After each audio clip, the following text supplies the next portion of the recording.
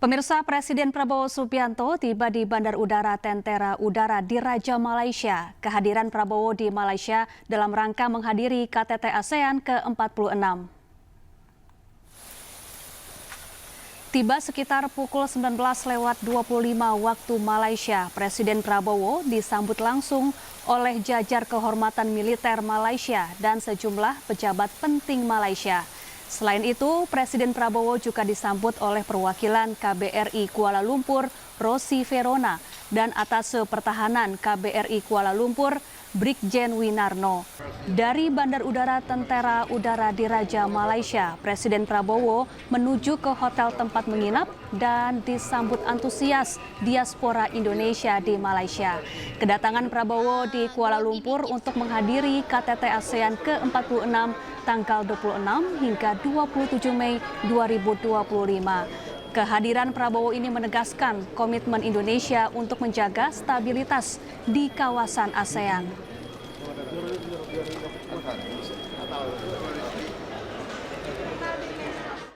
Sebelumnya pemirsa, Presiden Prabowo Subianto menerima kunjungan dari Perdana Menteri Cina Li Qiang di Istana Merdeka Jakarta. Kedatangan Li Qiang disambut dengan upacara penyambutan tamu negara.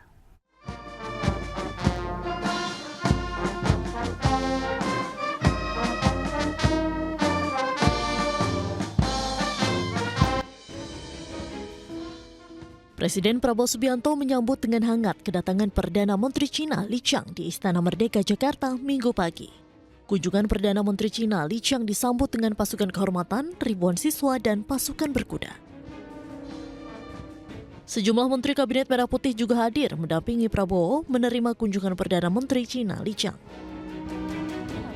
Dalam kesempatan itu, Prabowo dan Li Qiang membahas sejumlah isu strategis di bidang ekonomi, perdagangan, ketahanan pangan, dan konflik global.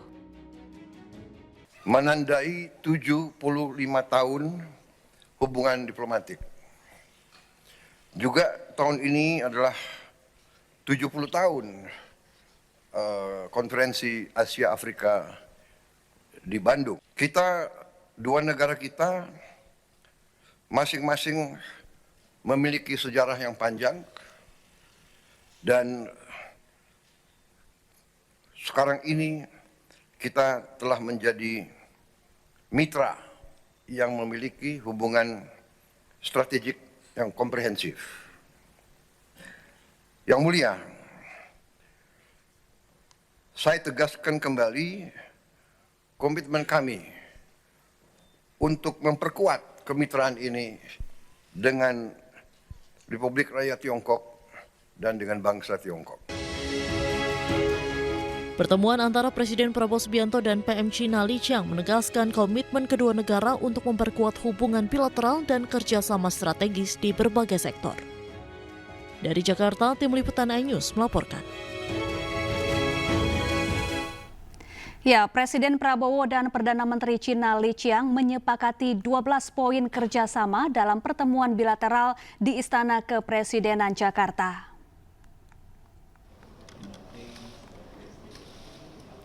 Indonesia dan Cina sepakat memperkuat kerjasama antara kedua negara.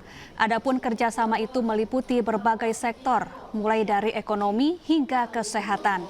Dengan rincian 4 nota kesepahaman dan 8 rencana kerjasama. Kesepakatan kerjasama strategis kedua negara diharapkan dapat menciptakan kawasan yang damai, aman, dan sejahtera.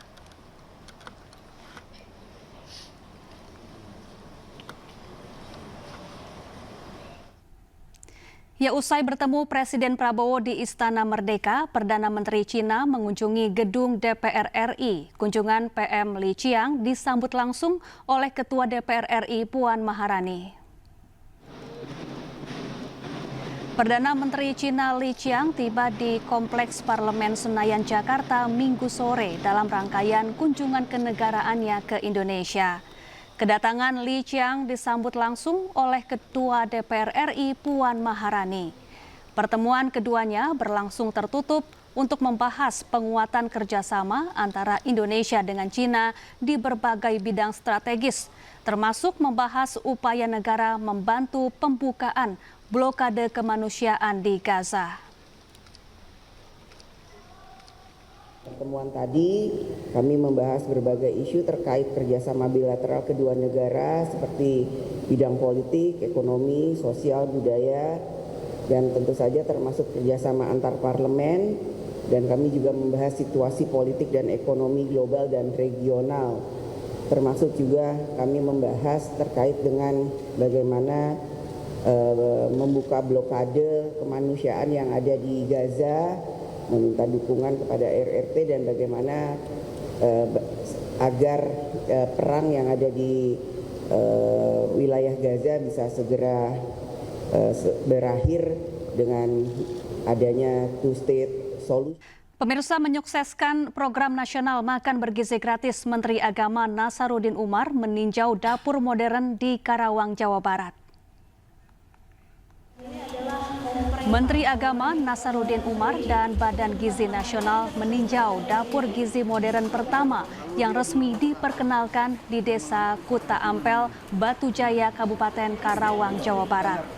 Menteri Agama mengatakan konsep dapur MBG yang digagas Gerakan Dapur Indonesia ini dirancang sebagai pusat penyediaan makanan sehat bagi lebih dari 3.500 siswa, mulai dari tingkat TK, SD, SMP, SMA, hingga ibu hamil setiap harinya.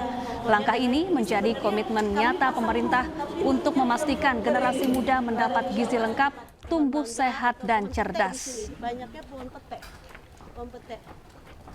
Lebih dari 3.000 siswa yang ada di sekitar tempat ini, dan insya Allah nanti akan disuplai oleh dapur kita di sini.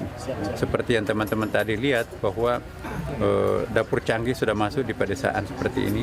Ini untuk mendukung apa yang digagas oleh Bapak Presiden kita. Dan insya Allah di sini juga tadi kita bangun masjid ya. Jadi ada masjid, ada pondok pesantren. Di sampingnya pondok itu ada sekolah yang sudah lama berdiri, dan semuanya nanti itu akan disuplai oleh dapur kita ini. Insya Allah Gerakan Dapur Indonesia yang disingkat Garuda mudah-mudahan akan berkembang di 38 provinsi. Saat ini kami masih mengumpulkan baru 20. Pemirsa, kawasan Blok M akan dijadikan sebagai pusat budaya dan ekonomi di Jakarta. Hal ini disampaikan saat Gubernur Jakarta meresmikan kawasan Blok M Hub di Taman Literasi Jakarta.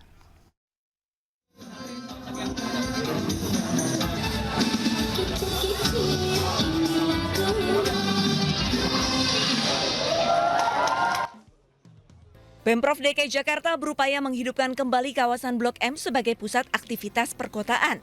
Tak hanya itu, Gubernur Jakarta berusaha akan menjadikan kawasan Blok M sebagai pusat budaya dan ekonomi Jakarta. Blok M dipilih sebagai pusat aktivitas baru karena memiliki infrastruktur yang memadai dan telah dikenal luas oleh masyarakat Jakarta. Hal ini merupakan salah satu persiapan ulang tahun Jakarta 5 abad atau 500 tahun pada tahun 2027 mendatang. Kita telah mempersiapkan satu hub baru yang disebut dengan hub M Block Jakarta. Saudara-saudara sekalian, baru 2-3 hari yang lalu saya telah meresmikan trayek baru dari PIK 2 ke Blok M. 2 minggu yang lalu saya meresmikan trayek dari Alam Sutra ke Blok M. Dan saya juga akan meresmikan 2 trayek lainnya dari Saben area atau daerah penyangga ke Blok M. Maka dengan demikian Blok M ini menjadi hub baru. Tadi saya ditunjuk. Program Blok M Hub didukung dengan peluncuran sejumlah trayek baru Trans Jabodetabek. Saat ini pemerintah telah meresmikan 2 rute yakni Alam Sutra Blok M dan PIK 2 Blok M. 2 rute Trans Jabodetabek baru lainnya direncanakan akan diresmikan pekan depan. Selanjutnya, Blok M akan menjadi layanan Transjakarta dan MRT hingga ke luar daerah. Dari Jakarta, Salam Rahmat, Irian Syahwahyu di iNews melaporkan.